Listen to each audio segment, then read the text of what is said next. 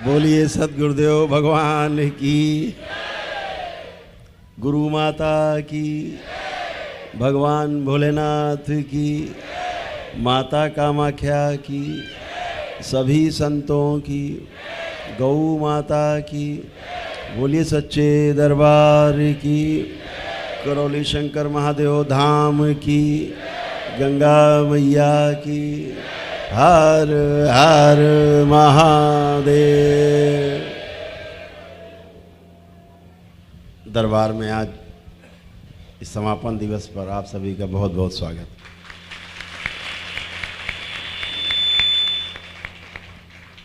जीवन के 3 केंद्र हैं।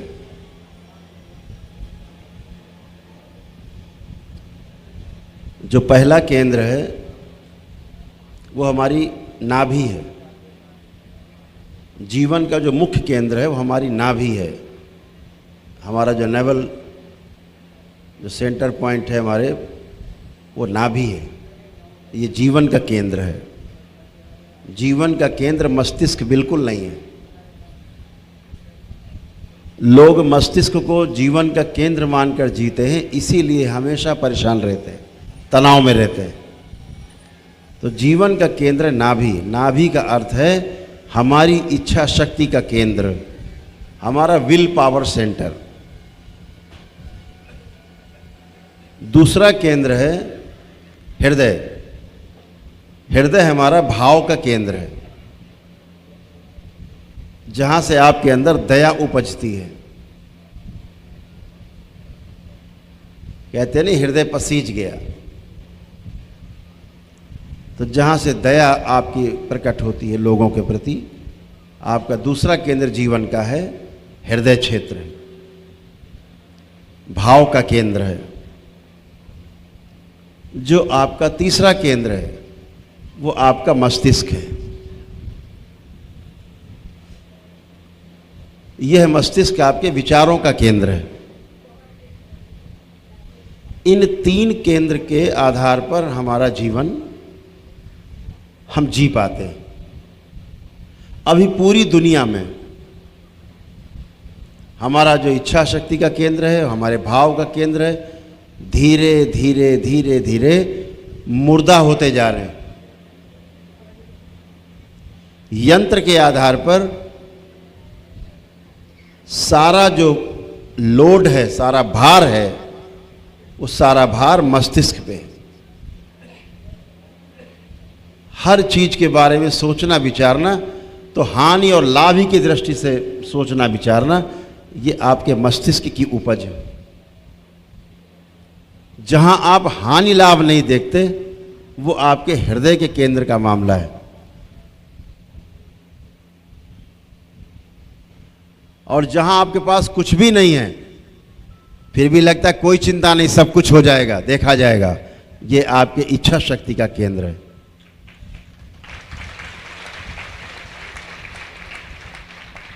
तो तीनों केंद्र का जो मिलन है जब होता है, तो एक प्रतिज्ञा होती है, एक संकल्प बनता है। जब आप संकल्प करते हो तो तीनों केंद्र आपके एक हो जाते हैं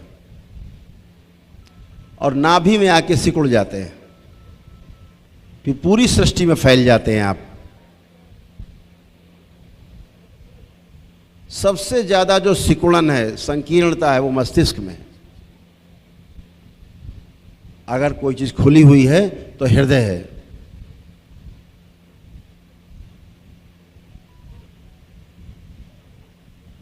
तो सब में बांटने की जो शक्ति है वो आपकी इच्छा शक्ति के केंद्र में है। तो आपका जो इच्छा शक्ति केंद्र मजबूत होता है तो आप रोगों से, कष्टों से, सभी चीज से एकदम मुक्त होते हैं। कभी भी आप देखो, कोई अचानक बहुत बुरी खबर मिल जाए तो आपका तुरंत पेट खराब हो जाता है, सेकंडों में। बहुत अच्छी खबर मिल जाए, कभी बहुत बड़ी अच्छी खबर, तो भी आपका पेट खराब हो जाएगा। अगर आपका जरा सा भी केंद्र गड़बड़ है इच्छा शक्ति का, मजबूत नहीं, तो पेट आपका पहले खराब हो जाएगा। तुरंत आपको चलो चलो भाई पहले फ्रेश होके आते। जब इच्छा शक्ति का केंद्र मजबूत होता है आपका, तो आप पूरी दुनिया विजय कर सकते हो। इसको ध्यान रखो हमेशा।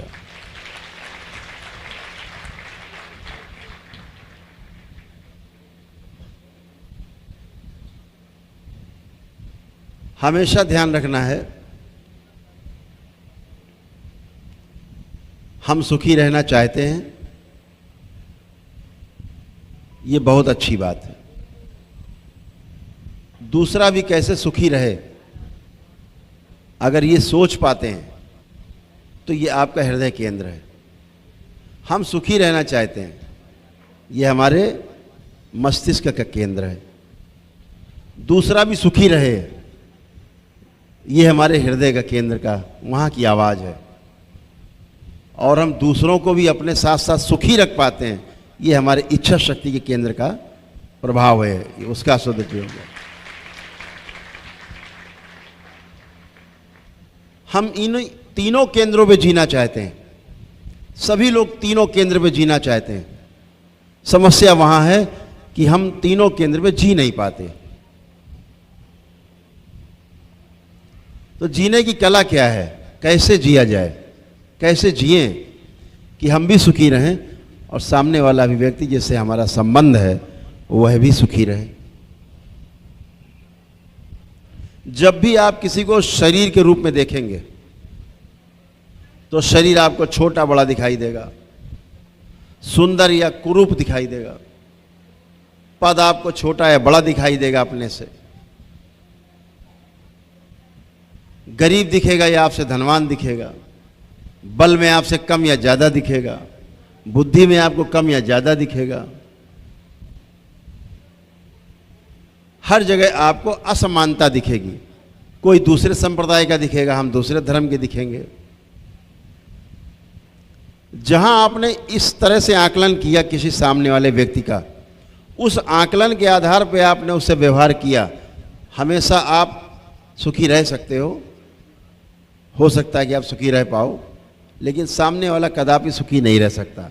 यहाँ पर शोषण है। यहाँ पर जो एक महापुरुष लोग नारा देते हैं आजकल पूरी दुनिया में, एकदम गलत नारा। क्या नारा देते हैं? जियो और जीने दो।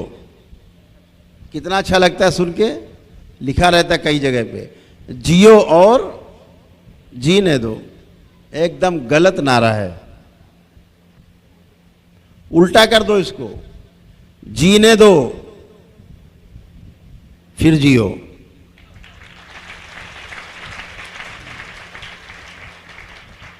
जब आप जीने देते हो किसी को, ये पोषण है, फिर आप जीते हो, ये सुख का आधार है। यही सुख का आधार है। जहां आपने सोचा पहले हम खा लें, बचेगा तो फिर इसको भी दे देंगे, ये हो गया जियो और जीने दो।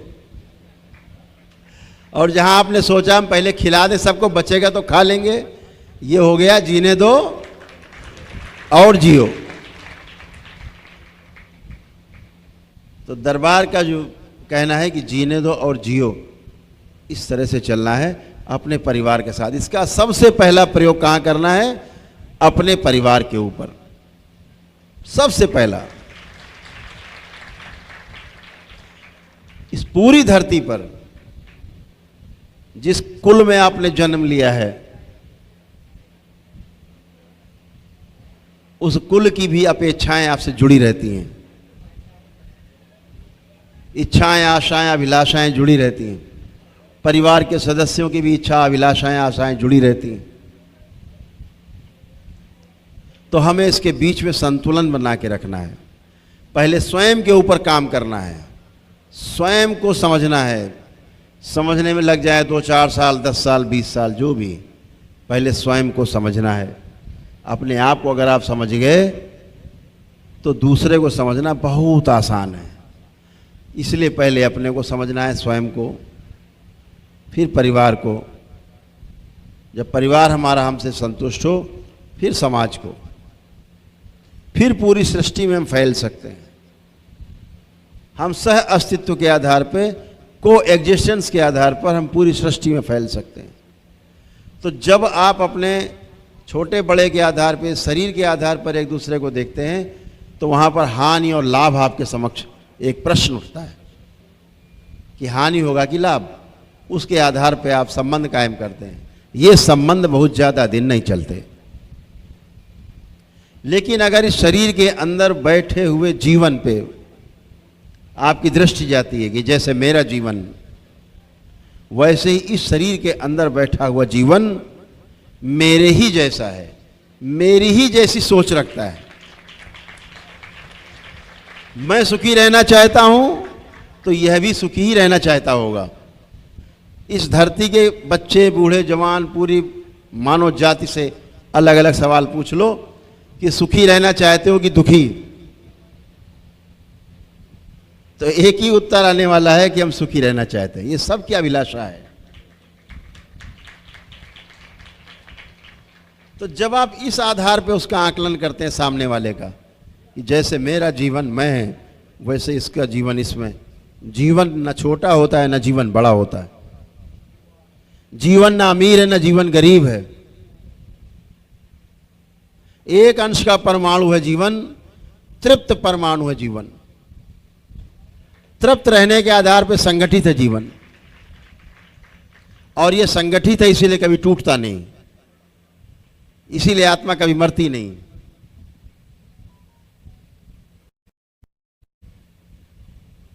क्योंकि कंप्लीट है, इसका जो ऑर्बिट है वो कंप्लीट है। साइंस के आधार पे बात करें तो बाकी सभी जितने ऑर्बिट हैं एटम के, परमाणु के, वो कोई भी पूरे नहीं हैं, आधे अधूरे हैं सब। लेकिन हमारे इस जैसा शरीर है, शरीर के जितना आप देख रहे हैं, सुंदर शरीर रखा है, आपको रोज देखते हैं, समझ रहे हैं इस सुंदर शरीर को, तो ये जो शरीर आपका है, ये एटम इसके पूरे नहीं हैं, इसीलिए एक दिन ये बिखर जाएगा, नष्ट हो जाएगा, समाप्त हो जाएगा।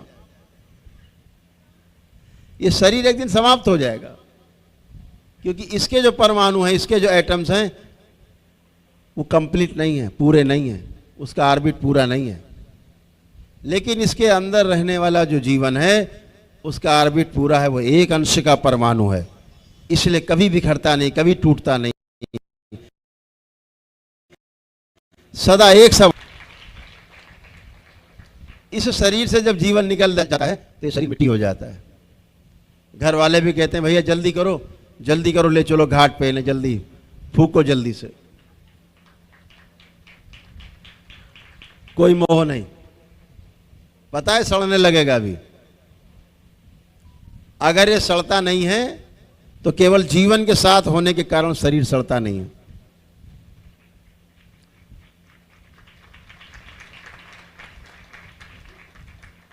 तो इस शरीर में अगर कोई वस्तु है तो केवल जीवन है, जीवन ही बोलता है, जीवन ही दूसरों में सुनता है, जीवन ही समझता है, जीवन ही समझ करके शरीर के द्वारा काम लेता है, कार्य लेता है। आहार, निद्रा, भय, प्रजनन, इसी शरीर के माध्यम से जीवन जब यहां प्रकट होता है शरीर के रूप में, तो अपने को प्रमाणित करता है जीवन। आपके अंदर जीवन है, आप बैठे हैं, सुन रहे हैं, समझ रहे हैं, कर रहे हैं, कर पा रहे हैं, देख पा रहे हैं, बोल पा रहे हैं, सुन पा रहे हैं। ये इस बात का प्रमाण है कि जीवन है। जीवन कभी प्रमाणित नहीं हो सकता अगर उसके पास शरीर ना हो। कोई भी जीवन प्रमाणित नहीं कर सकता अपने आप को जीवन को प्रमाणित करने के लिए एक मानव शरीर को धारण करना होता है। कुछ जीव जंतुओं में भी जीवन है, सब में जीवन नहीं है। ये जीवन मनुष्य योनि में पूरी कल्पनाशीलता के साथ मौजूद है। आपकी कल्पनाशीलता और आपकी कर्म की स्वतंत्रता, दो चीजें मनुष्य के शरीर में जीवन के साथ उपलब्ध हैं। बाकी जानवरों के शरीर में जीवन है, लेकिन कर्म की स्वतंत्रता और कल्पनाशीलता जानवरों में नहीं है। वो आहार, निद्रा, भय और प्रजनन के आधार पर अपना जीवन व्यतीत करते हैं। मनुष्य योनि के पास कर्मेंद्रियों के साथ साथ ज्ञान इंद्रियां भी सक्रिय हैं। 5 कर्मेंद्रियां हैं तो 5 ज्ञानेंद्रियां भी हैं। इस आधार पर जीवन सक्रिय शरीर के साथ तालमेल बनाता है और अपने को प्रमाणित करता है कि मैं हूं। इसलिए बहुत से पितृ शरीर छूट जाने के बाद भी अपने को प्रमाणित करते रहते हैं कि मैं हूं। शरीर नहीं छोड़ना चाहते, शरीर का मोह नहीं छूटता, अपने वंशजों में बने रहना चाहते हैं।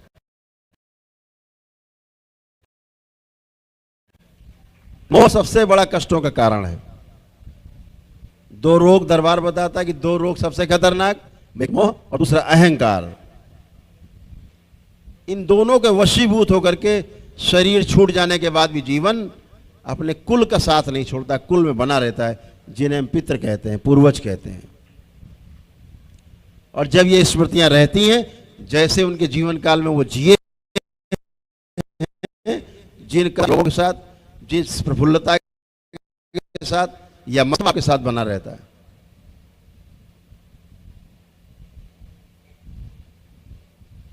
इसीलिए हमेशा आपको ध्यान रखना है कि ये जो जीवन है, इसको प्रमाणित होने के लिए इसने जन्म लिया है, प्रमाणित करने के लिए। तो मानव जीवन का सबसे बड़ा लक्ष्य है ज्ञान को उपलब्ध होना है। ज्ञान को उपलब्ध होने के लिए जीवन मनुष्य के शरीर में अपने को प्रकट करता है। फिर गुरुओं के शरणों में पहुंच करके जब गुरु शरण पहुंचता है तो भी धीरे धीरे धीरे धीरे समर्पण के आधार पर वो अपने आप को प्रमाणित कर पाता है, पूर्णता को प्राप्त हो सकता है। ध्यान और साधना इसके लिए एकदम सर्वोत्तम उपाय बताया गया। जीवन के 5 भाग हैं। 5 चीजें मिलकर के जीवन कहलाता है। आप लोग अक्सर ये शब्द सुनते होंगे, जीवन है, आत्मा है, सुनते हैं ना आप लोग। लेकिन जीवन और आत्मा में भेद क्या है, इस भेद को भी समझ लेने में, इसको समझ लेने से आपका जीवन और सरल हो जाएगा, आपका समझना और सरल हो जाएगा कि जीवन क्या है और आत्मा क्या है। आत्मा एक अंश है जो परमपिता परमेश्वर से अलग होकर के साक्षी भाव में पूरी सृष्टि में विद्यमान है। अगर कोई साक्षी भाव में है, अगर कोई दृष्टा है, तो वो केवल आत्मा है, बाकी सब करता है, भोगता है।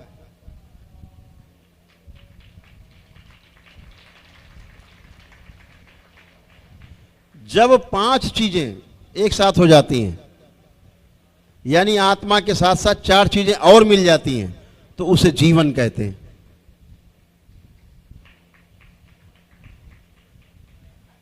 आत्मा के साथ बुद्धि, चित्त, वृत्ति और मन जब ये लग जाते हैं तो इसे जीवन कहते हैं।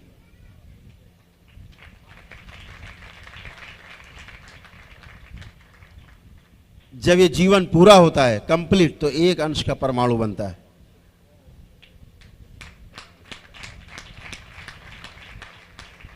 ऐसा नहीं है कि आप एकदम से मनुष्य शरीर में प्रकट हो गए। कभी आप कोई पदार्थ रहे होंगे, धातु, मिट्टी, सोना, चांदी, कभी पेड़ पौधे रहे होंगे, कभी जीव जंतु रहे होंगे, आज मानव शरीर में। जब आप मानव शरीर में हैं तो आपका जीवन पूरी तरह से कंप्लीट बैठा हुआ है और आपकी कल्पनाशीलता और आपकी कर्म स्वतंत्रता आपके पास है। कर्म की स्वतंत्रता तो मनुष्य के पास है, ध्यान रखना, लेकिन फल भोगने के लिए भी तैयार रहना। ये भोगना ही पड़ता है मनुष्य को। कर्म करने की स्वतंत्रता है, मार दो या मर जाओ, लेकिन भोगने के लिए आप परतंत्र हैं, वहां पर आपकी नहीं चलने वाली। उसी से बचने के लिए आपको गुरु की शरण में जाना होता है, जैसे आप सब बाबा की शरण में हो। और तमाम कर्म भोग बाबा माँ ने, दरबार ने आपके काटे हैं, इसलिए आप मस्ती में बैठे हो दरबार में। आप कर्म भोग ईश्वर भी नहीं काट सकता, ध्यान रखो। ईश्वर आपको कर्म भोग सहने की क्षमता तो प्रदान कर सकता है, आपके कर्म भोग को जो कटते हैं शरीर पे, उनको सहने की क्षमता बढ़ा सकता है।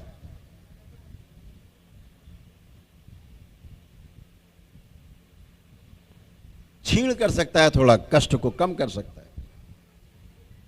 लेकिन ईश्वर आपके कर्म भोग को भी नहीं काट सकता। न भगवान राम काट पाए अपना, न भगवान श्री कृष्ण काट पाए अपना कर्म भोग। उदाहरण है, इसके नीचे तो सभी कुछ है, सब कोई है। एक पूर्ण गुरु है केवल, जो काम ईश्वर नहीं कर सकता वह केवल पूर्ण गुरु कर सकता है। आपके कर्म भोग क्षण में काट सकता है।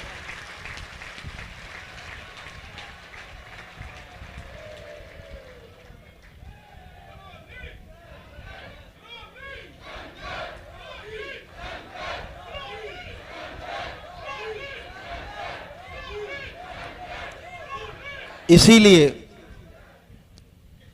कहा गया, गुरुर् ब्रह्मा गुरुर्विष्णु गुरुर्देवो महेश्वर गुरुर् साक्षात परब्रह्म तस्मै श्री गुरुवे नमः।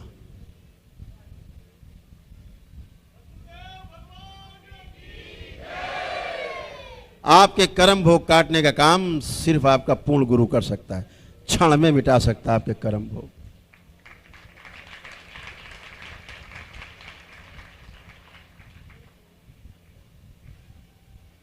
जितने अनावश्यक कष्ट से दरबार नष्ट कर देता है, गुरुदेव की कृपा से, बाबा की कृपा से, फिर आप अपनी तप और तपस्या के आधार पर अपने आगे जीवन को चला पाते हैं। तो जीवन की जब मैं बात कर रहा था तो सब आप बात समझ गए होंगे कि आत्मा में और जीवन में क्या फर्क है।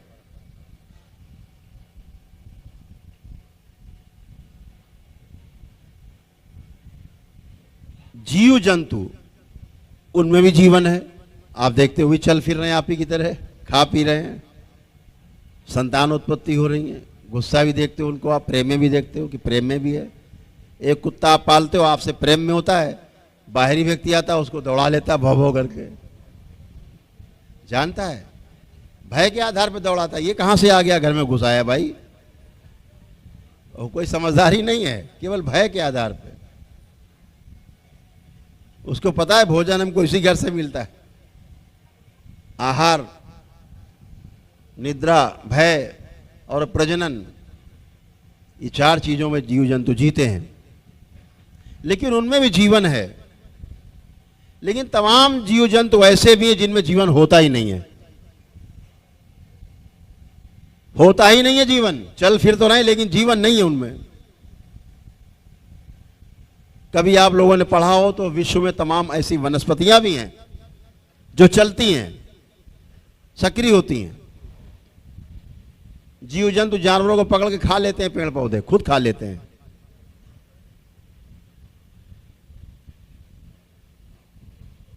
तो अगर उनमें जीवन नहीं तो फिर क्या है?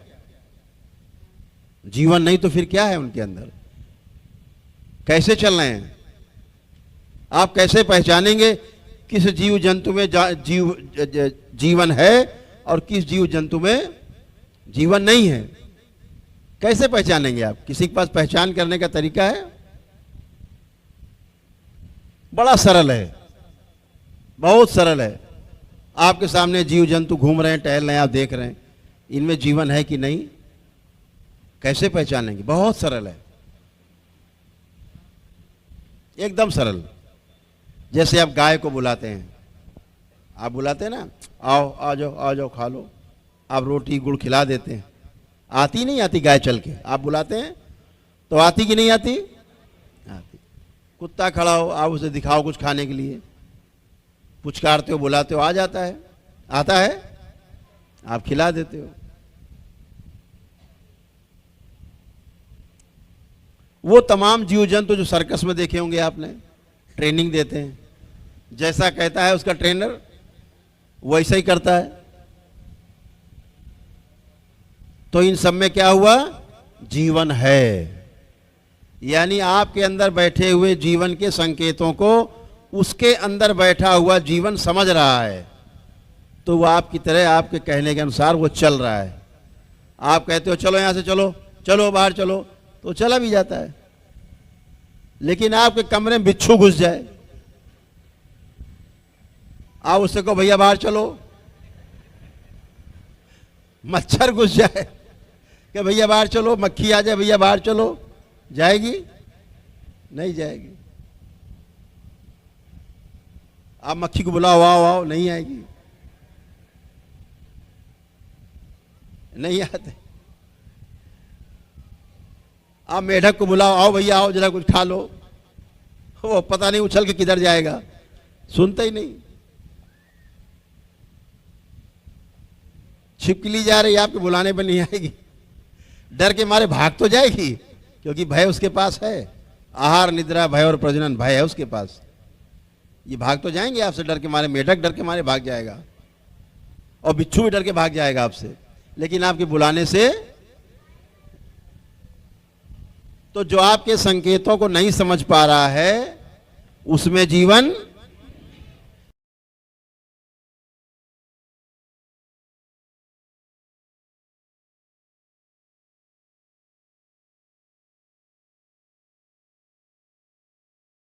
केवल आत्मा है।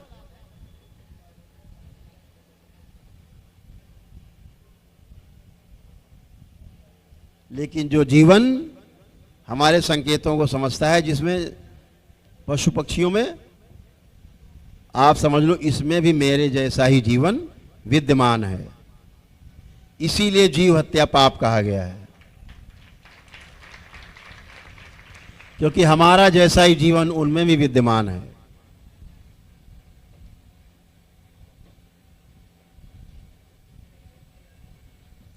मां कामाख्या मेरी मां है,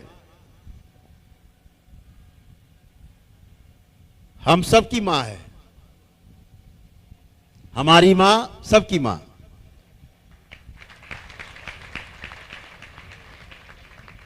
हमार मां सवार मां। लेकिन मैंने वहां का भी विरोध किया कि बलि प्रथा यहां बंद होनी चाहिए, धर्म के नाम पर हिंसा नहीं होनी चाहिए।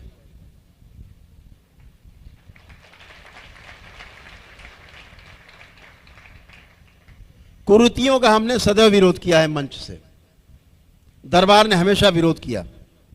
अनावश्यक पूजा पाठ, गंदी पूजा पाठ से आपको दूर रखने की हमेशा कोशिश की दरबार ने। लोगों को लगता था कि गुरुजी क्यों बोलते हैं मंदिरों के बारे में ऐसा, क्यों बोलते हैं मूर्तियों के बारे में ऐसा, शास्त्रोक्त नहीं है इसलिए बोलते हैं।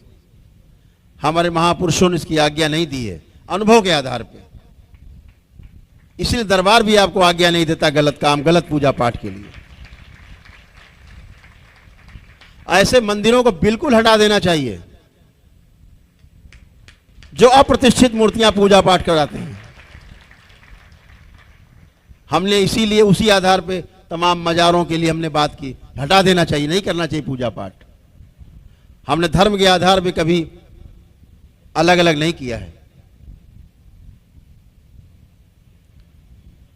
जो वास्तविक धर्म है उसको तो समझा ही नहीं लोगों ने भी, उसको समझने में किसी को रुचि नहीं है। संस्कृतियों में रुचि है, हमारी संस्कृति तुम्हारी संस्कृति से ज्यादा बेहतर है, हमारा खान पान तुम्हारे खान पान से ज्यादा बेहतर है, हमारी सोच तुमसे ज्यादा बेहतर है। इस पे तो बहुत बात की है, लेकिन धर्म है क्या, इस पर बात नहीं की कभी।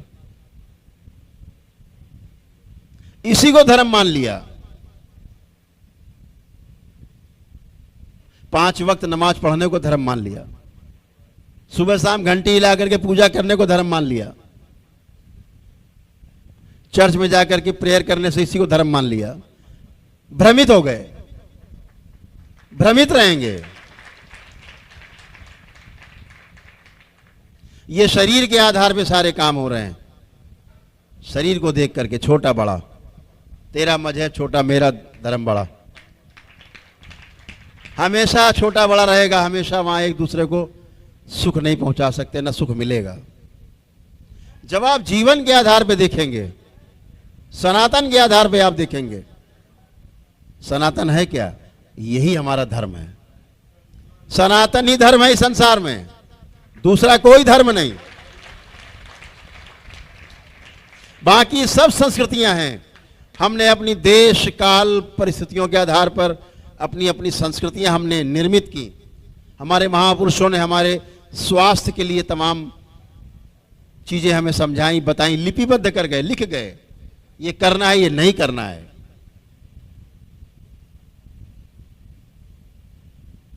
लेकिन धर्म केवल अगर ये संसार में है, सृष्टि में है, तो केवल एक ही धर्म है जिसे हम सनातन कहते हैं। हिंदू होना हो, सनातनी होना अलग अलग विषय है। यह अलग विषय है कि हिंदू जल्दी सनातनी हो सकता है, तुरंत सनातनी। एक आदमी गंगा के किनारे खड़ा है, एक आदमी गंगा से 100 किलोमीटर दूर खड़ा है। जो किनारे खड़ा है वो संस्कृति, गंगा बह रही है सनातन, एक डुबकी तुरंत मार सकता है, सनातनी, सनातनी हो गया। जो नजदीक खड़ा है वो हिंदू संस्कृति है, विशाल हृदय रखती है हिंदू संस्कृति, विशाल हृदय। ये कहने में कोई संकोच नहीं, बहुत गर्व है, बहुत गर्व है कि हमने हिंदू संस्कृति में जन्म लिया है। हमारे माता पिता हिंदू थे, हमारे पूर्वज हिंदू थे, हम ऋषि मुनियों की संतान है। ये कहने में बहुत गर्व अनुभव होता है। लेकिन हमारे महापुरुषों ने सिखाया है कि हम दूसरी संस्कृतियों का भी आदर करें।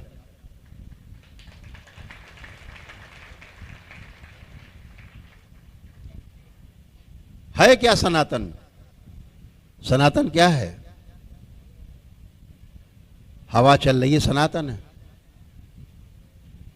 पेड़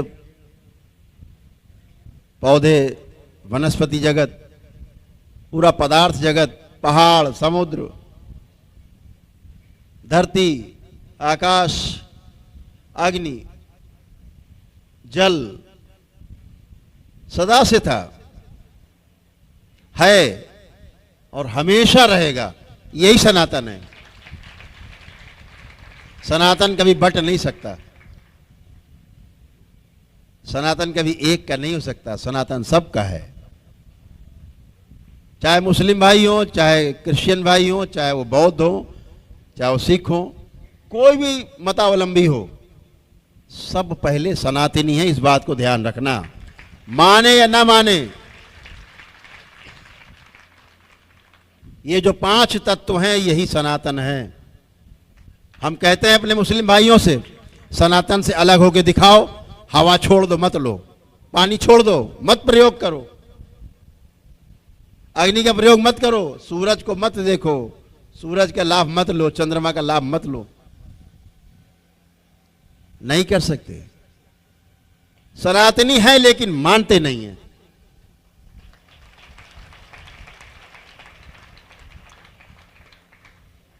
ठीक बात है, मानना भी नहीं चाहिए। जब तक जान ना जाओ चीज को तब तक मानो भी नहीं। आपने दरबार को पहले माना, मानने के आधार पे आए कि दरबार से जुड़े और जान गए। अब जानने के आधार पे आप जुड़े हुए हो। धरती की कोई ताकत उपलब्ध नहीं है इस धरती में जो आपको दरबार से अलग कर दे।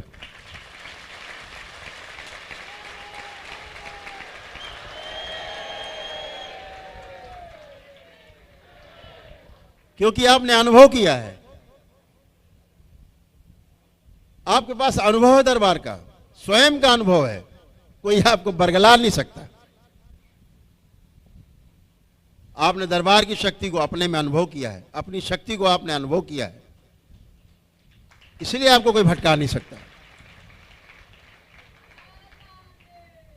तो सनातन सत्य है, सदा था, है और सदा रहेगा, वही सनातन है। चारों अवस्थाएं मौजूद रहेंगी हमेशा, पदार्थ जगत हो, वनस्पति जगत हो, जीव जगत हो, ये मानव जगत हो। अभी तो हमारे महापुरुषों ने, अभी जो हम बोल रहे हैं चार अवस्थाएं हैं, तो लोग कह सकते चार अवस्थाएं नहीं, तीन अवस्थाएं हैं। तीन अवस्थाएं मानी जाती हैं, तो आप कैसे जवाब दोगे कि चार अवस्थाएं हैं? तो तीन अवस्था मानी जाती, क्या? पदार्थ जगत, जो पदार्थ दिखते हैं सारे, जो दिख रहा है। वनस्पति जगत, सारे पेड़ पौधे।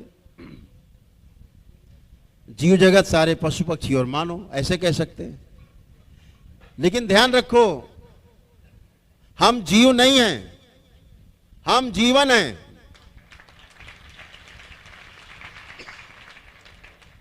और ये जो जीवन बैठा है, इसके अंदर जागृत होने के लिए बैठा है, इसी आशा में बैठा है, मनुष्य शरीर में। जीव और जीवन में फर्क है। मैंने अभी आपको बताया कि जो जीव है उसके पास कल्पनाशीलता और कर्म स्वतंत्रता नहीं है। हाथी क्या कर सकता है बेचारा? अपने जीवन काल में 2, 4, 500, 1000 वृक्ष खा लेगा तोड़ ताड़ के, लेकिन वृक्ष नहीं गिराता हाथी, शाखाएं तोड़ता है, फल फ्रूट खा लेता है तोड़ के।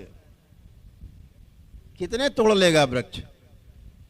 लेकिन एक आदमी में इतनी शक्ति है, पूरे संसार को जला के खाक कर सकता है, पूरे पेड़ पौधे खत्म कर सकता है। और इसी मनुष्य में वो शक्ति है कि एक मनुष्य करोड़ों अरबों वृक्ष लगा सकता और लगवा सकता है। ये काम हाथी नहीं कर सकता, शेर नहीं कर सकता, क्योंकि उसके पास कल्पनाशीलता नहीं है, कर्म की स्वतंत्रता भी उसके पास नहीं है। इस आधार पर हम बाकी जीवों से मानव अलग है, क्योंकि मानव के पास कर्म स्वतंत्रता और कल्पनाशीलता है अपने मेधस के आधार पे। हमारा जो मेधस स्थिर है यहां पर, इस मेधस के आधार पर हमारी कल्पनाशीलता और कर्म स्वतंत्रता हमारे पास है, क्योंकि हमारा मेधस सक्रिय है। मेधस जीव जगत के पास भी है, लेकिन उसका मेधस सक्रिय नहीं है।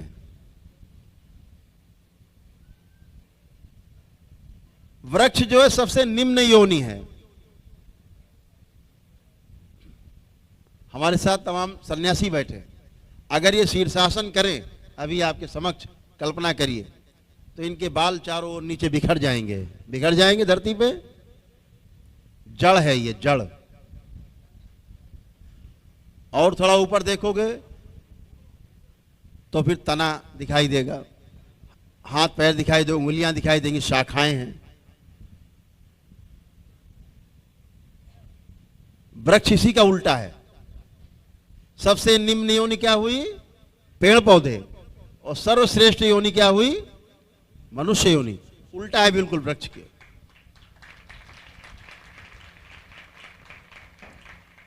जब वनस्पति जगत से आप सब गुजरे, कभी कोई वृक्ष रहे, कभी कोई फल फ्रूट आपसे निर्मित हुए, बने इस सृष्टि में, धीरे धीरे आपका निर्माण होता गया, आगे बढ़ते गए। तो इस तरह के जीव मौजूद हैं जिनकी रीढ़ की हड्डी नीचे की ओर झुकी हुई है, धरती की ओर मुंह करके चलते हैं, धरती की ओर मुंह करके चलते हैं। जैसे सुअर सबसे नीचे झुकी हुई रीढ़ की हड्डी है, पृथ्वी की तरफ सिर झुका हुआ है। अभी ये निम्न रीढ़ जो थोड़ा ऊपर उठा है, धीरे धीरे रीढ़ की हड्डी सीधी वाले जानवर मिलेंगे, घोड़ा वोड़ा मिलेगा आपको सीधा, शेर एकदम तन के चलता है सीधा। धीरे धीरे सीधे में आप जिराफ मिलेंगे, ऊंट मिलेंगे, गाय मिलेगी सिर उठा के चलने वाली देशी गाय। ये श्रेष्ठ योनि है जीव जगत में। फिर आया मनुष्य जिसकी रीढ़ की हड्डी एकदम सीधी हो गई है, एकदम सीधी ऐसे हो। तो पेड़ पौधों से यात्रा शुरू होकर के आपकी मनुष्य योनि में आप सर्वश्रेष्ठ योनि मिली आपको।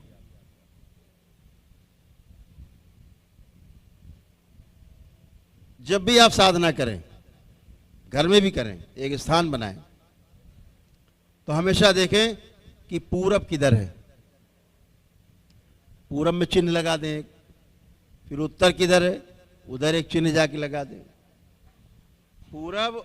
पूर्व और उत्तर दोनों दिशाओं के बीच में जो स्थान है, जिसे हम ईशान कोण कहते हैं, उधर की ओर मुख करके हमेशा साधना करनी चाहिए, जप करना चाहिए।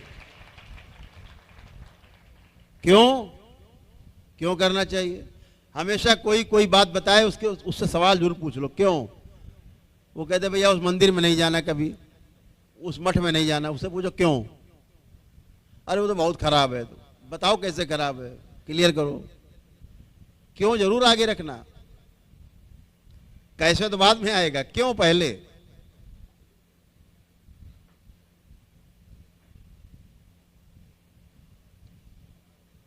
तो आप हमेशा जब उधर की ओर बैठते हैं, ईशान कोण की ओर, उस समय आपका शरीर और जीवन का तालमेल 0 डिग्री पे होता है।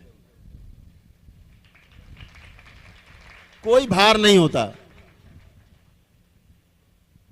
और जब भी आप लेट जाएं, दंडवत करें,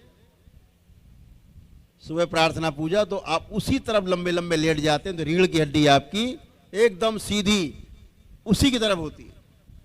आपका जो आपका कहा गया ना, महापुरुष कहते हैं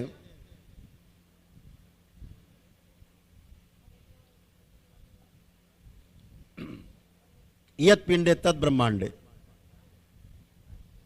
यही ब्रह्मांड है।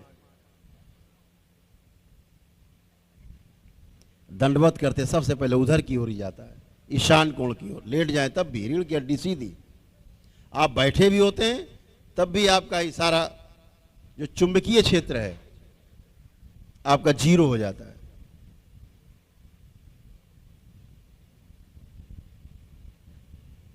तो हमेशा आपकी जो साधना है, ध्यान है, जप है, उस तरफ ही मुख करके ही करना चाहिए। आप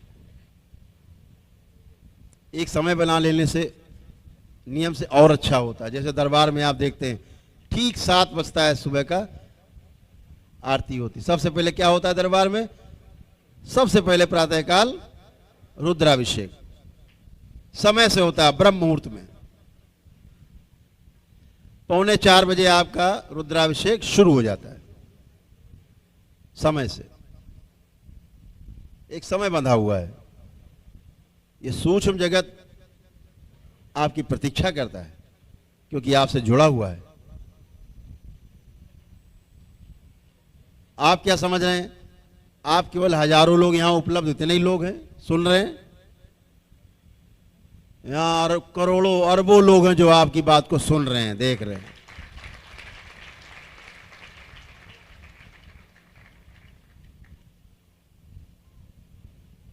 इस धोखे में कभी मत रहना कि हम जो कर रहे हैं कोई देख नहीं रहा है।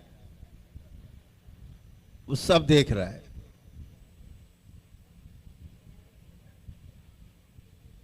इसीलिए दरबार आपको तुरंत बता देता है। गड़बड़ करके आते हो, बता देता है तुमने ये गड़बड़ किया।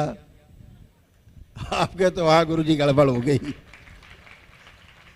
कैसे देख? तो दरबार देख रहा है तभी तो बताएगा दरबार ने। दरबार कहता है गुरुजी इसने ये गड़बड़ किया है। हम कहते क्यों भाई तुमने गड़बड़ की? हाँ गुरुजी गड़बड़ हो गई। तो आप 24 घंटे 365 दिन जब तक ये शरीर रहेगा आप दरबार की नजर से ओझल नहीं हो सकते। हमेशा दरबार की नजर में।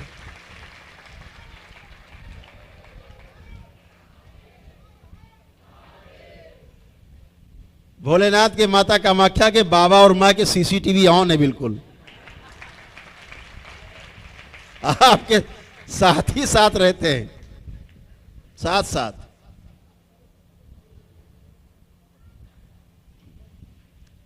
तो हमेशा ध्यान रखो कि हम जीवन हैं, और जीवन के आधार पर जब सामने वाले से संबंध हम अपने बनाते हैं तो उन संबंध के आधार पर सुख होता है, दोनों पक्ष सुखी होते हैं।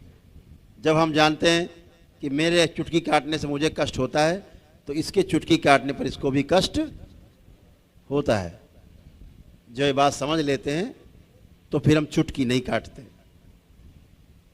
फिर हम चुटकी लेते हैं, चुटकी काटते नहीं।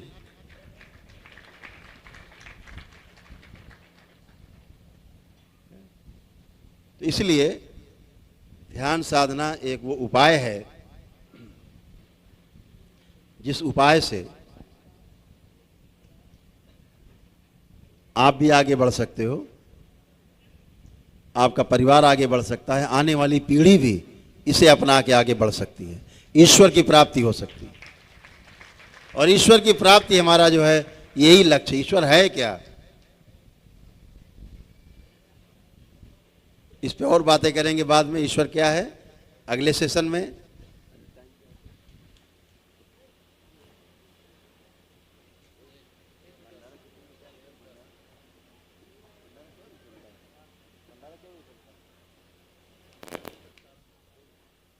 चलिए, भंडारे का जब तक टाइम होगा तब तक एक सेशन हम लोग और कर लेते हैं ध्यान का।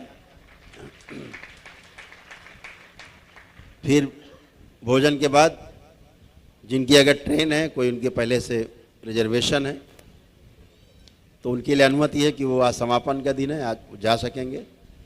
और बाकी लोग शाम को समापन होगा, यहाँ से 5 बजे के आसपास समापन होगा आज 3 दिवसीय शिविर का हरिद्वार में।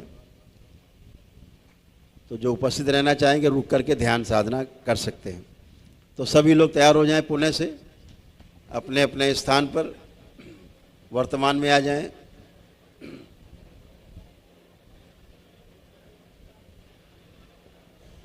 सभी को वर्तमान, जब आप ध्यान करते हैं तो वर्तमान में होते हैं।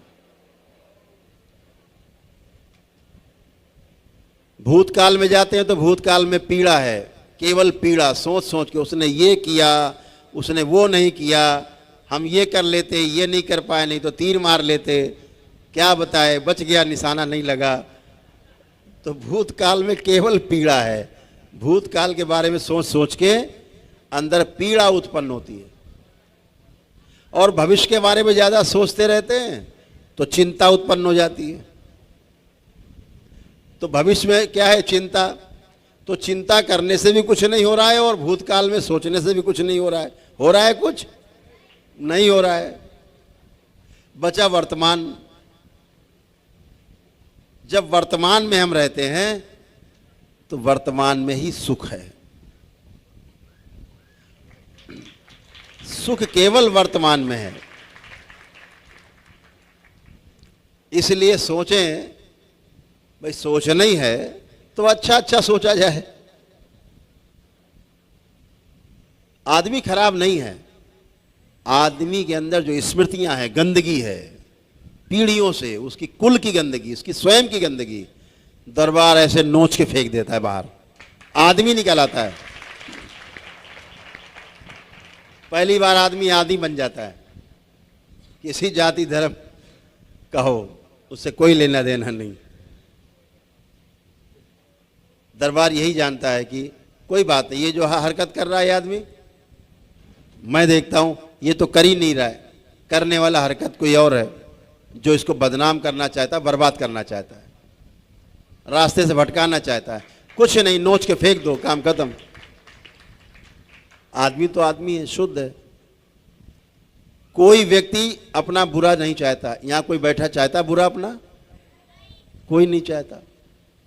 यूनिवर्सल ट्रूथ है ये, यूनिवर्सल ट्रूथ है। कोई बुरा नहीं चाहता अपना। और सही मायने में देखो, यदि कोई आपका बुरा नहीं चाहता तो आप भी उसका बुरा नहीं चाहते। सामने रिक्शे वाला जा रहा, साइकिल वाला जा रहा, पैदल जा रहा, आदमी जा रहा आ रहा, किसी का बुरा सोचते हैं आप? नहीं। तो किसका सोचते हैं? जिसका आपको लगता है कि ये मेरा बहुत बुरा सोचता है, मौका लगे इसको बताएंगे। तो यूनिवर्सल ट्रूथ ये है कि कोई किसी का बुरा नहीं सोचता। हमारी स्मृतियां हैं जो हमें खराब करती हैं। इन स्मृतियों से हमें बचने का उपाय पता है आप सबको। आप सब सौभाग्यशाली हैं कि बाबा माँ आपके साथ, आप बाबा माँ के साथ हमेशा। इसलिए स्मृतियां आपका न बिगाड़ सकती हैं कुछ, ना कुछ उखाड़ सकती हैं। हमेशा स्मृति उखड़ेगी जब उखड़ेगी, स्मृति बर्बाद होगी, आप नहीं। तो एक छोटा सा ध्यान करेंगे। अभी भंडारे में भी 1 घंटे का समय है, उसका सदुपयोग करते हैं। तो अभी हम आपसे चर्चा कर रहे थे कि जीवन का पहला केंद्र हमारा, जिंदा रहने का, जीने का पहला केंद्र है नाभि। हमेशा ध्यान रखो, जिंदा रहना और जीना 2 अलग अलग चीजें हैं, सुनने में एक जैसी लगती हैं।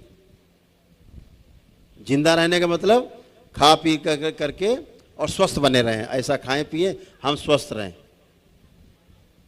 हमारा आहार, हमारी निद्रा, हमारा भय और प्रजनन हमारा संतुलित रहे, ये शरीर के लिए। तो जिंदा रहने का मतलब शरीर की बात हम कर रहे हैं। जीने की जब बात करते हैं तो हम जीवन की बात करते हैं। हमारा जीवन, शरीर सुखी नहीं रहता है। जीवन का सुख अलग है, शरीर का सुख अलग है। जीवन का क्या, शरीर का क्या सुख है? गर्मी लग रही, थोड़ा ठंडा पंखा चल जाए, थोड़ा एसी चल जाए, ये शरीर का सुख। अभी आप जब सो जाते हैं तो ना गर्मी पता लगती ना सर्दी पता लगती है। जब आप जागते हैं तो लगता है ठंडक है या गर्मी है। तो शरीर के आधार पे आपको ठंडक और गर्मी महसूस होती है। लेकिन आपको कोई घर में लड़ाई झगड़ा हो गया परिवार से या मित्र से, आप कितना भी एसी में बैठो, कितना 56 भोग सामने रखा हो, आपको अच्छा नहीं लगेगा। वो आप कहें भैया खा लो, अरे नहीं इच्छा नहीं है। कहाँ चला गया आपका ये सुख? एसी भी मौजूद, ठंडा ठंडा दे रहा, ठंडी मशीन चल रही है। लोग गुणगान कर रहे हैं, मंगल स्तुति कर रहे हैं आपके सामने, आप बहुत बड़े राजा महाराजा धीराज हो प्रभु, आप भोजन कर लो। तो कहे हटाओ यार, भोजन नहीं करना। लेकिन जीवन अगर प्रसन्न है तो भंडारे में आपको चने मिल जाए, केवल सूखे चने, आप खा के उसी में मस्त रहोगे। कोई ऐसी ठंडी मशीन नहीं चाहिए।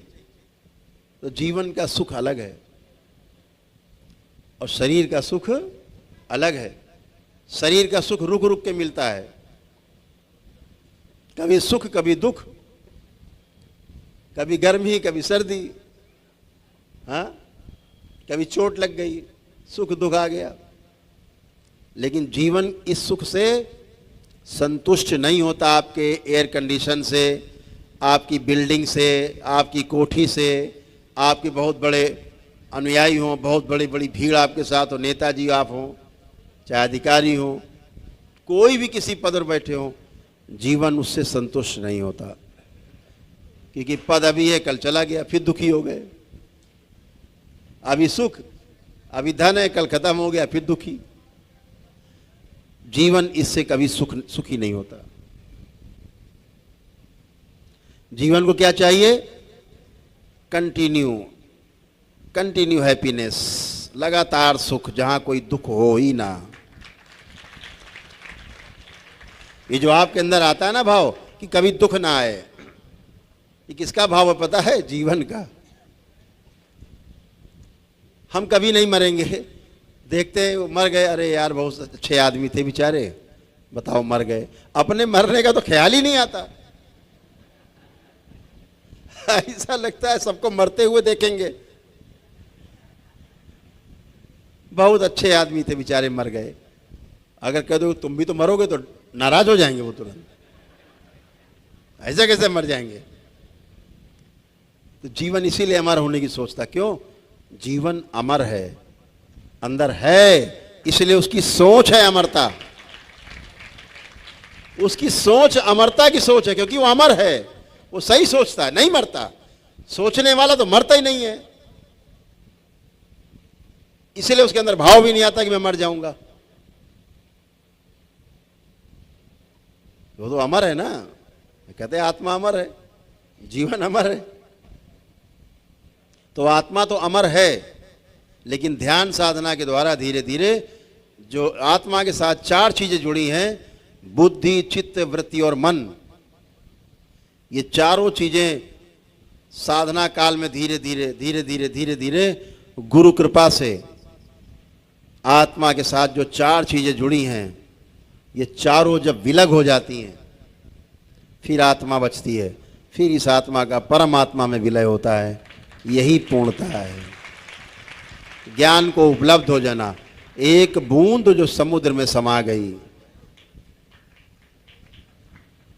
ये है, ये प्रक्रिया है जो धीरे धीरे आपके साथ जुड़ा है आत्मा के साथ। कभी बुद्धि जुड़ी, एक आया समय, कभी उसके साथ चित्त जुड़ गया, फिर कभी एक समय आया तो उसके साथ वृत्ति जुड़ गई, फिर उसके साथ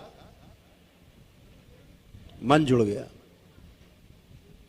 अभी जब आपको हम ध्यान कराते तो हम आपसे कहते हैं कि उसको देखो जरा आंख बंद करके, आप देखते हो, अचानक आप गायब हो जाते हो, पता नहीं कहाँ पहुँच गए, फिर लगता है अरे कहाँ चले गए, वहाँ नहीं, फिर यहाँ जो कहा गुरुजी वो देखो, हम कहते हैं यहाँ रहो, आप थोड़ी देर में गायब हो जाते हो, कहीं और पहुँच जाते हो, फिर आप सुनते हो आवाज़, अरे यहाँ रहना है, फिर वापस आते हो। तो ये कौन आपको देखता है? जीवन तो एक ही है, इसके अंदर तो एक ही है ना, कि दो हैं? एक है। तो जब एक है तो कौन देखता है फिर ये? अरे कहाँ गए, वहाँ कहाँ चले गए, वापस आओ, ये कौन देखता है? ये कैसे होगा? बहुत बड़ी समस्या है ये, हमेशा समझो, इसको विस्तार में कभी बताएंगे, मोटी मोटी बात समझ लो। आत्मा दृष्टा है बुद्धि की, बुद्धि को देखती, नजर रखती बुद्धि के ऊपर, क्या कर रही है ये, अच्छा है बुरा है, पीछे से कहती ये ठीक नहीं है, बुद्धि कहती नहीं इसमें लाभ है, थोड़ा हड़प लेंगे तो क्या होगा, आत्मा कहती ठीक नहीं है ये। अंदर से एक मन कहता है, कहते हैं एक मन कहता करो, एक मन कहता नहीं करो, वहाँ मन का काम थोड़ा कम है। तो बुद्धि के ऊपर दृष्टि किसकी है? आत्मा की। आत्मा बुद्धि की दृष्टा है, देख रही क्या कर रहे हो। बुद्धि चित्त की दृष्टा है, और चित्त वृत्ति की दृष्टा है, और जो वृत्ति है वो मन की दृष्टा है, और मन इस संसार का दृष्टा है, पूरे संसार को देखता है। ऐसे इसीलिए आप कहीं जाते हो वापस आ जाते हो तुरंत, अरे गलत चले गए। तो सब पे नजर है, ध्यान रखो, सीसीटीवी अंदर सब ऑन है, अंदर जीवन में भी सारे सीसीटीवी लगे, सब देख रहे हैं। हरकत किया तुरंत नोटेड, हाँ भाई तुमने ये गड़बड़ किया, हाँ किया। कहाँ से पकड़ लेते? जीवन जीवन को पकड़ लेता है। जीवन जीवन जीवन से जुड़ा हुआ है, क्योंकि पूरी सृष्टि में सब कुछ जुड़ा हुआ है, कुछ भी अलग अलग नहीं है। इस आधार पे जीवन सब समझ लेता है, पूरी सृष्टि को समझ लेता है। एक वृक्ष के नीचे बैठ के, एक पेड़ के नीचे बैठ करके पूरी सृष्टि को समझ लेता है, ईश्वर को समझ लेता है, अपने को समझ लेता है, क्योंकि सब जुड़ा हुआ है, इसलिए समझ लेता है।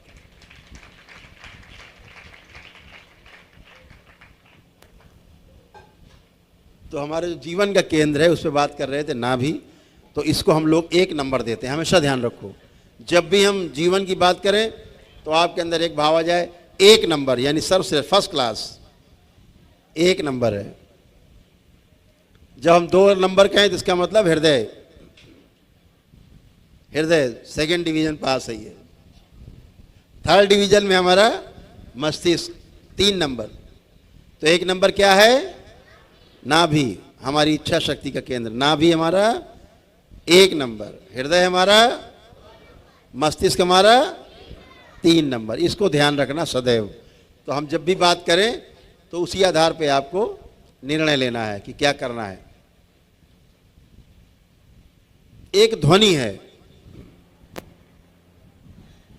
जो शब्दों से नहीं बनी है।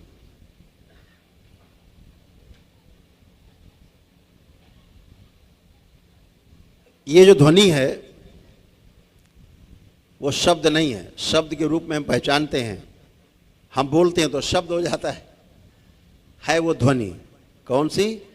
ओम, ओम, ऐसे। तो ये ध्वनि है, पूरे ब्रह्मांड में ये ध्वनि गूंज रही है। तो इस ध्वनि में 3 अक्षर के रूप में आपको चीजें दिखाई देंगी, आ, उ और मा। आ, उ, मा मिलकर के बना ओम, ऐसे ध्वनि है। इस बात को हमेशा ध्यान रखो। तो आ हमारा कहाँ है? नंबर 1, उ, मा। तो आ, उ और मा, यही जीवन के 3 केंद्र हैं। यही ध्वनि आपको इसीलिए कहा गया है ओम, ये महामंत्र है। यही महामंत्र जीवन के तीनों केंद्रों को झंकृत रखता है, संगीतबद्ध रखता है, लयबद्ध रखता है, हार्मनी कायम रखता है। तो ये तीनों केंद्र ओम, तीनों केंद्र मिलकर क्या बन गया? ओम बन गया। तो अब केवल ओम ओम कहने से काम नहीं चलेगा, केवल राम राम कहने से काम नहीं चलने वाला। राम ने जो आचरण किए, आचरण, उन आचरण में जीने पे काम बनेगा, तब आप राम बनोगे, तब आप काम के बनोगे। केवल रामायण पढ़ने से कुछ होने वाला नहीं, रामायण अंदर उतरनी चाहिए, आचरण में आनी चाहिए, तब बनेगा। गीता पढ़ने से नहीं मिलने वाला कुछ, सिवाय ज्ञान झेलने के, दूसरों को उबा देने के अलावा। इतना ज्ञान आप दे दोगे, सामने वाला उब जाएगा कि आत्महत्या कर लेते तो ज्यादा ठीक।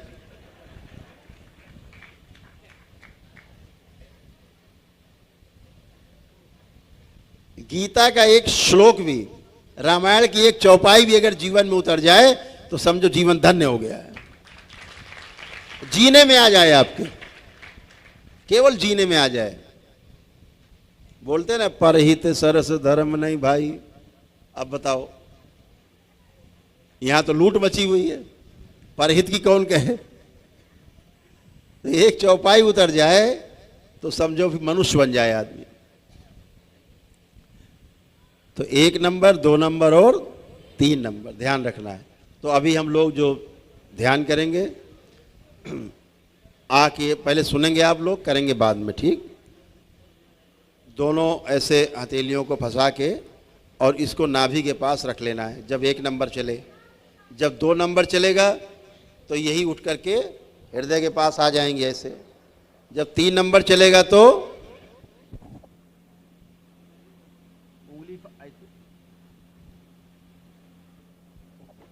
उंगली फंसी हुई है, उंगली नहीं छूटेंगी। 1 नंबर, 2 नंबर, 3 नंबर, ठीक है? ऐसे। अभी आपको हम पूरी कसरत कराएंगे, ध्यान रखना, याद कर लो फिर से। और सीसीटीवी आओ ने पकड़ लेंगे तुरंत। तो पहले अनुभव हो जाए कि 1 नंबर, 2 नंबर, 3 का अनुभव हो जाए, अभ्यास हो जाए। तो जो हम बोले, ये दोनों उंगलियां जुड़ी हुई हैं ऐसे, तो वहीं रखते जाना है। जैसे हमने बोला 1, 2, 3, बहुत सुंदर, सभी लोग जान गए, ठीक। चलिए शुरू करते हैं। हाँ, 1, 2, 3, 1, 2, 3, 1, 3, 2, 3, 2, 3, 3, 1। अरे तो सब समझदार हो गए।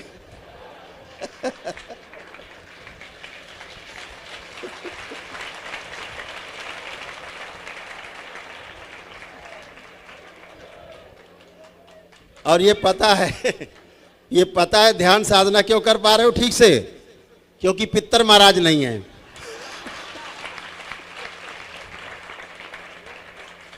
नहीं तो वो आपको ध्यान साधने नहीं करने देते हैं, कहते पहले हमारा काम पहले वो करो, चल के चलो।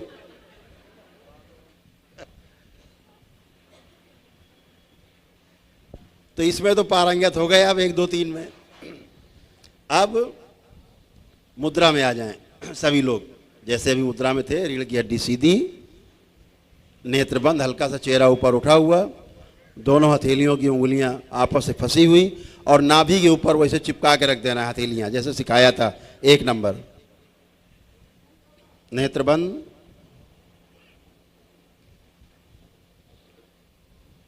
बाबा और माँ को प्रणाम करें।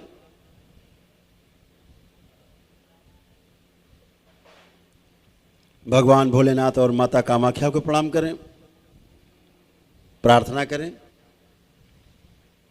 मन ही मन में कि बाबा हम ध्यान साधना करने जा रहे हैं, हमारी सहायता और हमारी रक्षा करने की कृपा करें।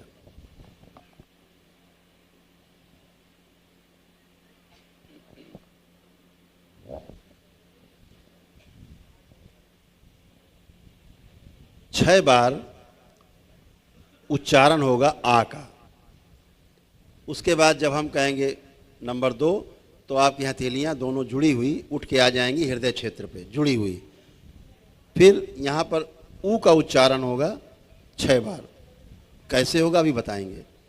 फिर जब 3 नंबर बोलेंगे तो आपकी हथेलियां वहीं 3 नंबर पे सिर के ऊपर चली जाएंगी। तो फिर उच्चारण होगा माँ का। कैसे होगा वो हम बताएंगे। पहले आप लोग सुनेंगे, अभी करेंगे नहीं, केवल सुनना है अभी आपको। जब हम कहेंगे शुरू करें तो करना है, सुनना। जब हम आ बोलेंगे 1 नंबर पे तो आपको ऐसे ही बोलना है। पूरी पहले तो श्वास खींच के भरना है नाभि तक। हमेशा ध्यान रखो, जब भी श्वास खींचनी है तो नाभि तक खींचनी, भरना है, पेट भरना है, छाती नहीं फुलानी है। कसरत नहीं कर रहे हैं आप ध्यान कर रहे हैं, आप साधना कर रहे हैं। अपने केंद्र में आपको जाना है। केंद्र कहाँ है? 1 नंबर नाभि। तो आप पूरी श्वास कहाँ तक भर के ले जाएंगे? हमेशा नाभि तक। अपने आप 1 और 2 नंबर भर जाएगा। जब आपका 1 नंबर भरा, 2 और 3 नंबर अपने आप भर जाएगा ऊर्जा से। ध्यान रखिए। तो 1 नंबर, दोनों हाथों की अंगुलियां आपस से फंसी हुई, नाभि पे रखी हुई, और नेत्र अपने अंतर नेत्र जो आपका है, शिव नेत्र है, सारा ध्यान आपका अपने कहाँ रहेगा? जहाँ पर आपका इस वाले प्रक्रिया में आपका पूरा ध्यान वहीं रहेगा जहाँ पर आपकी हथेलियाँ हैं। इस बात को ध्यान रखना। इसमें शिव नेत्र तब जाएंगे तीसरे वाले में। पहले वाले पे ध्यान हमारा रहेगा हमारी नाभि पर, पूरा ध्यान। पूरा ध्यान 2 नंबर जब बोलेंगे ऊ का उच्चारण करेंगे तो पूरा ध्यान हमारा हृदय पे रहेगा। जब 3 नंबर बोलेंगे सिर पे अपने रखेंगे हथेलियाँ, तो अपना ध्यान हमारे आज्ञा चक्र पे रहेगा। इस बात को ध्यान रखना है। तो जब आ का उच्चारण करेंगे तो हम बोलेंगे आपसे कि पूरी श्वास खींचो, पूरी भरना है नाभि तक, और ऐसे ध्वनि निकालनी है। आ, ऐसे पूरी लंबी ध्वनि अंत तक निकालनी, पूरी निकाल देनी, पूरी उलीच देनी है एकदम अंतिम क्षण तक। जब 2 नंबर में जाएंगे तो बोलेंगे पूरा, जैसे मुंह गोल करके सीटी बजाते हैं बच्चे कभी कभी,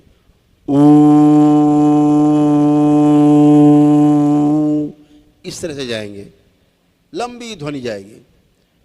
और जब माँ का आएगा तो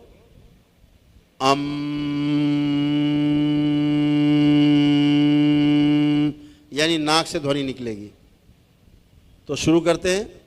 सभी लोग अपनी अपनी मुद्रा में आ जाएं, नेत्र बंद, एक गहरी श्वास खींचे नाभि तक। नंबर 1 पर आ का उच्चारण करें मेरे साथ। आ,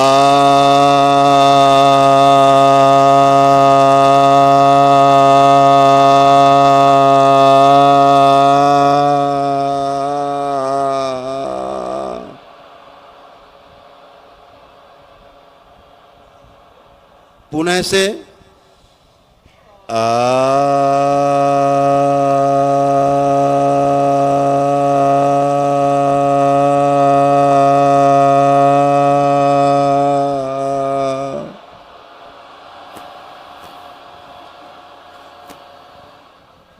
पुनः से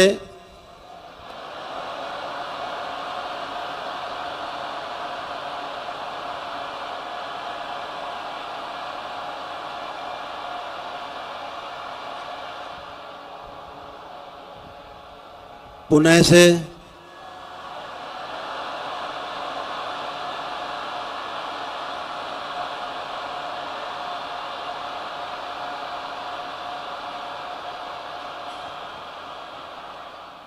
पुनः से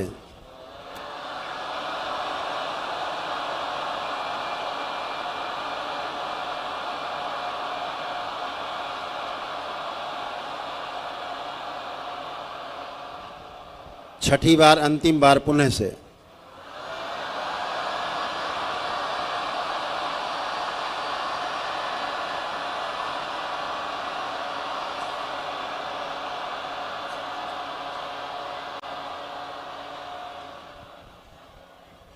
दो नंबर पे जाएं, हथेलियां आपके वक्ष स्थल पर, हृदय स्थल पर, पूरा ध्यान यहीं पर रहेगा। ऊ के उच्चारण में पूरा ध्यान यहीं बना रहेगा। उच्चारण करेंगे मेरे साथ, पूरी गहरी श्वास खींचे नाभि तक।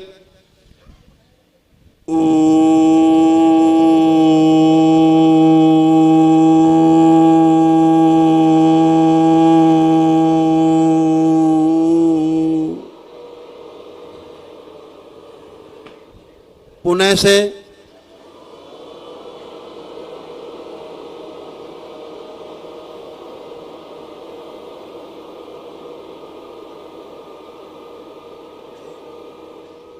पुनः से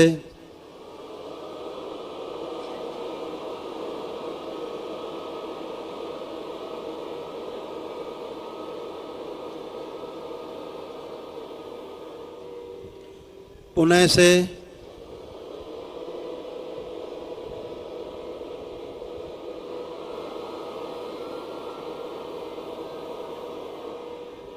पुनः से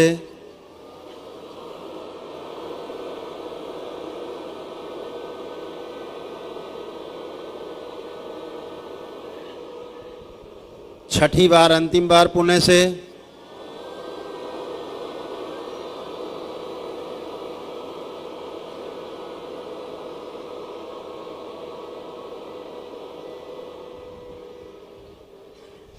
तीन नंबर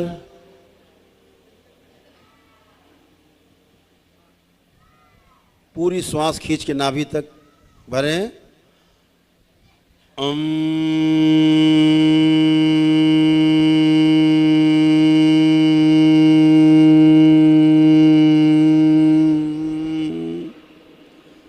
पुनः से सारा ध्यान आज्ञा चक्र पे।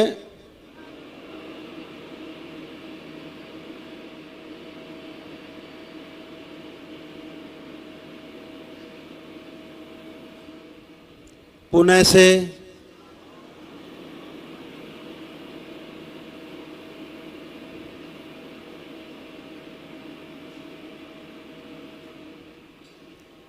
पुनः से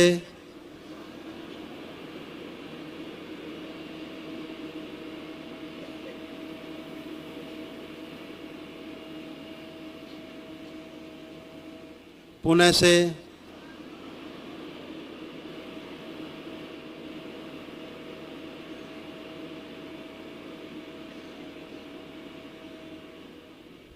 पुनः से अंतिम बार।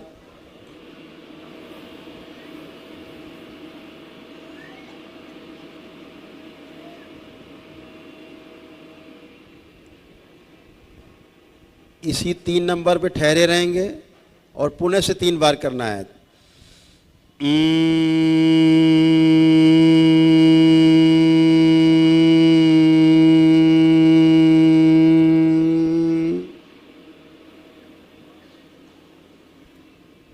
पुनः से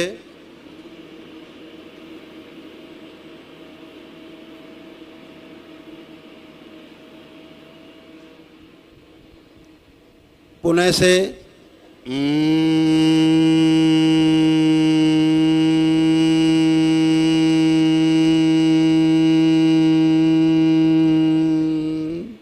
पुनः से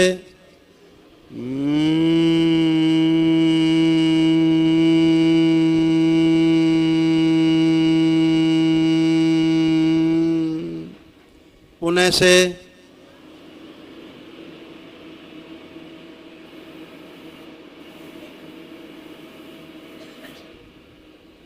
छठी बार अंतिम बार पुनः से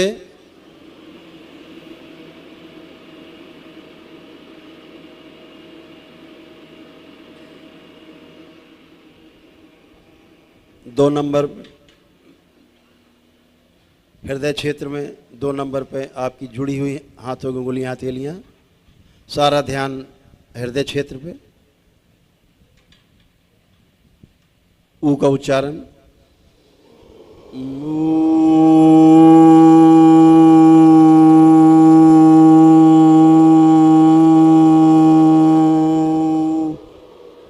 पुनः से लंबी श्वास खींच के नाभि तक।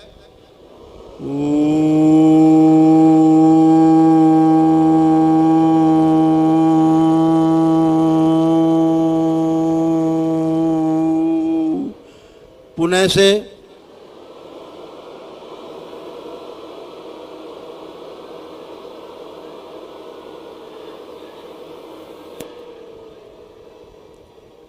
पुनः से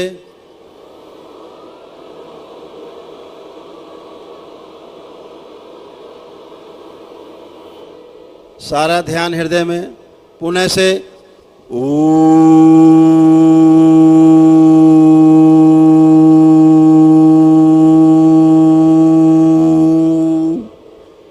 अंतिम बार पुनः से अपने अनाहत चक्र पर ध्यान रखते हुए हृदय पर।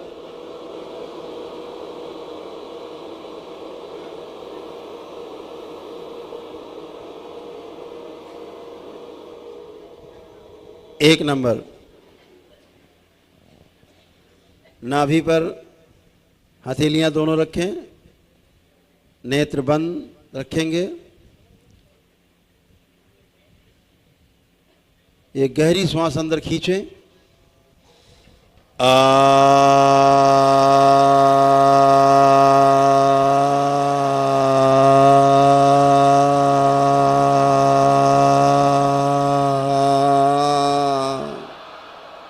पुनः से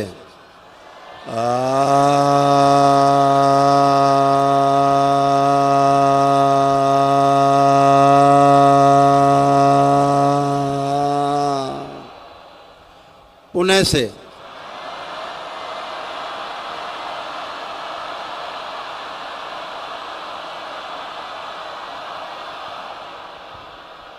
पुनः से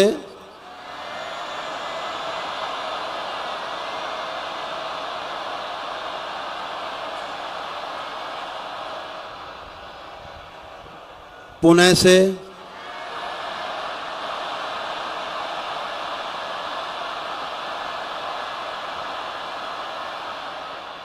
पुनः से और जोर से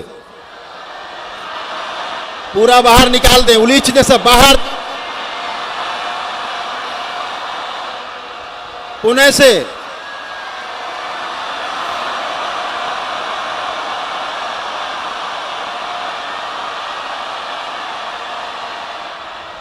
अंतिम बार पुनः से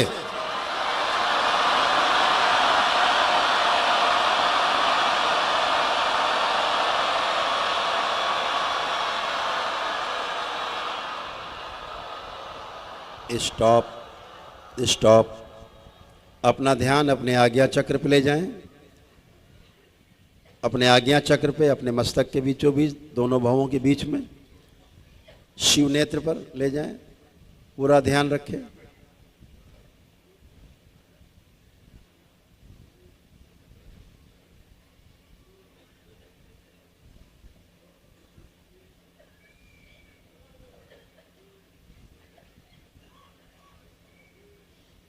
रिलैक्स। 3 बार गहरी गहरी सांस लें और छोड़ें। खूब खींचें और छोड़ें। 3 बार खूब गहरी सांस लें और छोड़ें।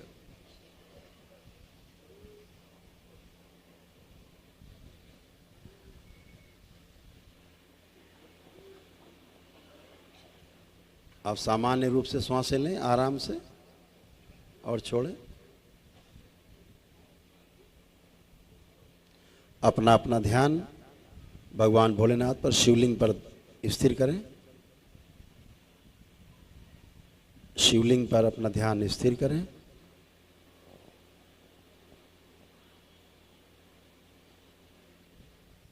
कल्पना में ही भगवान भोलेनाथ को जल अर्पित करें, जलाभिषेक करें।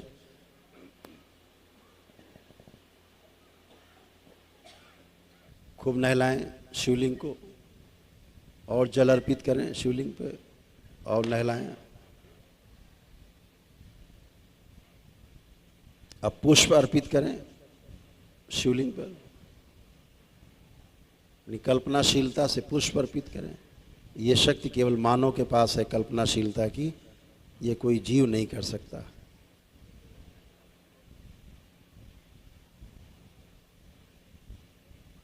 अगियारी से, धूप बत्ती से उनको धूपित करें, अगियारी करें मन ही मन में।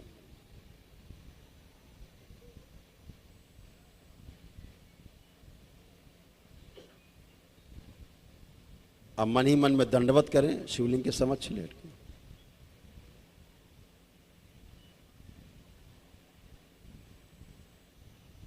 ऐसे ही दंडवत माता कामाख्या के समक्ष करें। जैसे आप दरबार में जाते हैं, मंदिर है या यहाँ मंदिर है, जैसे कि आप वहाँ पहुँच गए, दंडवत कर रहे हैं माँ के समक्ष लेटकर। माता कामाख्या को दंडवत करें। एक बार पुणे से बाबा को दंडवत करें, बाबा के दरबार में धन्यवाद, बारंबार धन्यवाद करें बाबा को। पुणे से माँ के दरबार में जाएं और गुरु माता को दंडवत करें।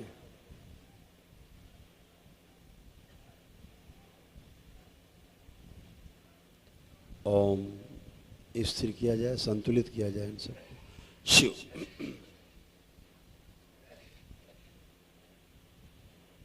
दोनों हथेलियां पुणे से आसमान के ऊपर उठाएं। एक लंबी गहरी श्वास अंदर और ओम की ध्वनि का लंबा उच्चारण करेंगे।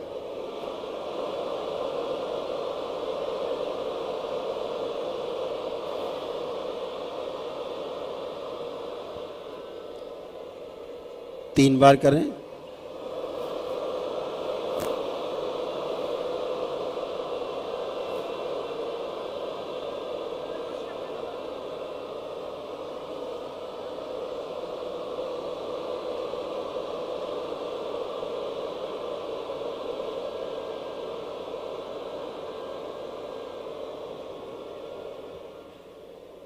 तीन बार ओम नमः शिवाय का उच्चारण करें।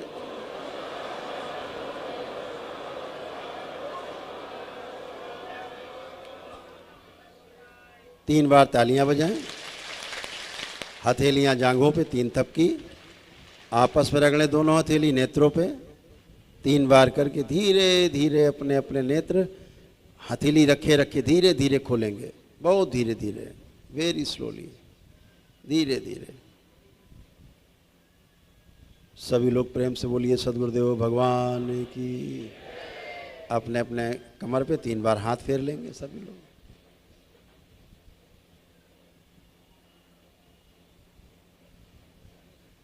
ये दरबार की विधि है, एक क्रिया है ये। इस क्रिया का नाम है ब्रह्म विराट क्रिया।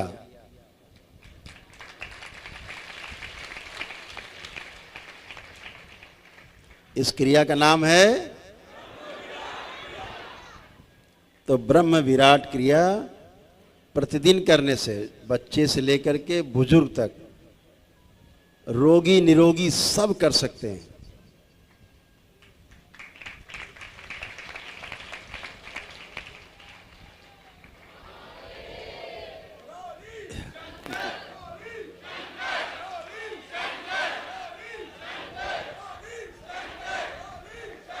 बोलिए सद्गुरुदेव भगवान की। ये करने से होगा क्या? ये तो पहली क्रिया है, ब्रह्म विराट क्रिया है, पहली क्रिया है, एक फेस है जो प्रतिदिन आपको करने चाहिए। अभी जब शाम को उठते समय यहाँ से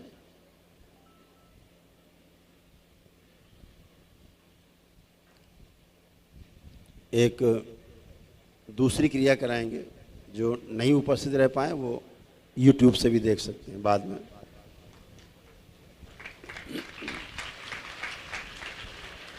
जब आप समूह में साधना करते हो, पता है आपको, जैसे आप इतने समूह में बैठे हैं, आप साधना कर रहे हो, इससे क्या हो रहा है पता है? जिसमें ऊर्जा कम या ज़्यादा है, जिसका जीवन कम समझदार या ज़्यादा समझदार है, सब सामान्य हो जाते हैं। जो ऊपर है मजबूत, सबको ऊपर खींच लेता है और सबकी साधना हो पाती है एक साथ। घर में वो साधना नहीं हो पाती जो समूह में बैठ करके साधना होती। इसीलिए गुरुकुल बने, इसीलिए तमाम आश्रम बने कि आप वहाँ पहुँच करके और क्रियाओं में भाग लें। तो इस क्रिया को करने से जो पहला लाभ होता है, आपके जो जीवन के 3 केंद्र हैं संतुलित हो जाते हैं, आपका संकल्प बहुत मजबूत हो जाता है।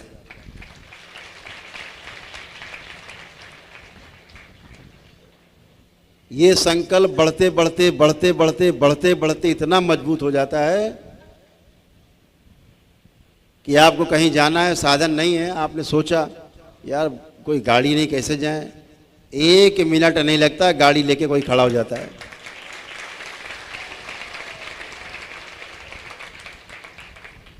टिकट नहीं मिल रही है, जाना है दरबार बाबा के,